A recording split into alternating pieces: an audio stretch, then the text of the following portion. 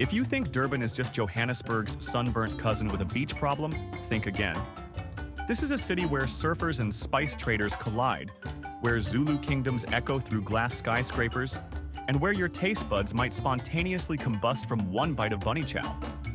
But don't worry, we're not throwing you into this chaos blind. You clicked on this for a reason. You want the real Durban, the smells, the secrets, the sea, and we're about to give it to you, bite by bite.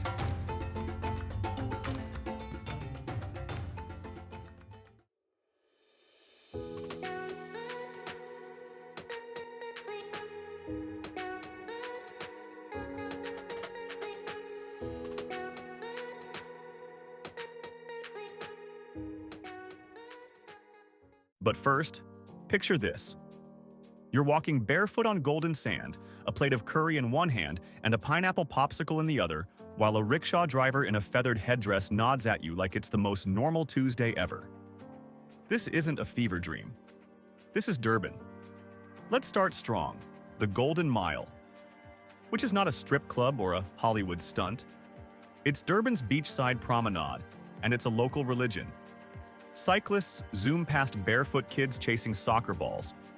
Joggers dodge fishermen hauling in early morning sardines. And the waves. Perfection. They're why surfers from around the globe keep trying to accidentally miss their flights home. Now, when your stomach reminds you you're not made of sea foam and good vibes alone, it's time for bunny chow. No, it's not rabbit. Calm down. This Durban classic is a hollowed-out loaf of bread stuffed with blistering hot curry, because who needs cutlery when carbs can be your container? Head to Little Gujarat or Capsicum Eatery to have your life rearranged by spice. Still standing? Good, because Durban isn't just flavors and waves, it's history in Technicolor. Take a detour to KwaMuhle Museum, a former native administration building turned museum that doesn't sugarcoat a thing.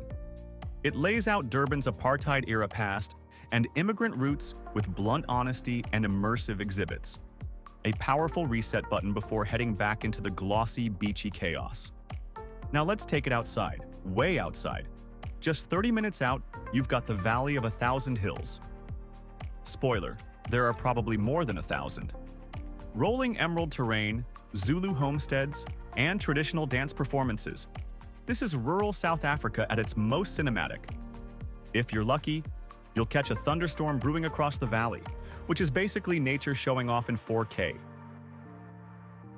Back in the city, let's talk uShaka Marine World.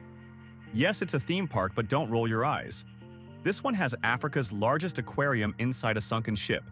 You can literally eat sushi while sharks glide by a few inches from your face. Add in a lazy river, a water park, and a penguin enclosure, and you've got a weirdly delightful contradiction that somehow works. At this point, you've earned a cocktail. Go to Moyo at uShaka Pier. There's live Marimba music. You can sit with your feet in the ocean, and the staff might paint your face in traditional African designs while you sip your drink. Is it touristy? Yes. Is it worth it? Also yes. The rickshaw drivers. No, they're not just a photo op, they're a legacy. These elaborately dressed pull cart drivers are part of Durban's Indian-Zulu cultural mashup. Talk to one. Get a ride. You'll learn more about the city in 5 minutes than you would reading 5 guidebooks.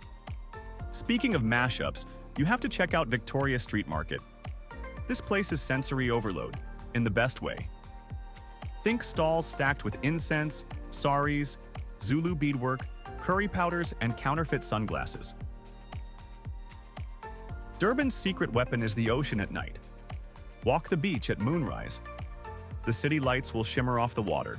The Indian Ocean will hum in your ears, and the smell of salt and spice will linger like the final credits of a film you didn't expect to love this much. Durban doesn't come at you with grand gestures.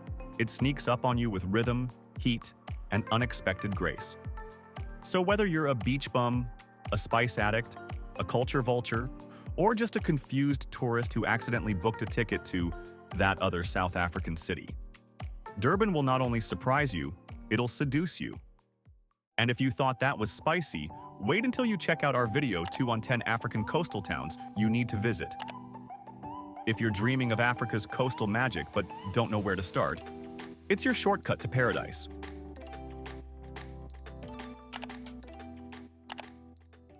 Because once Durban gets you hooked on East African coastal life, there's no going back.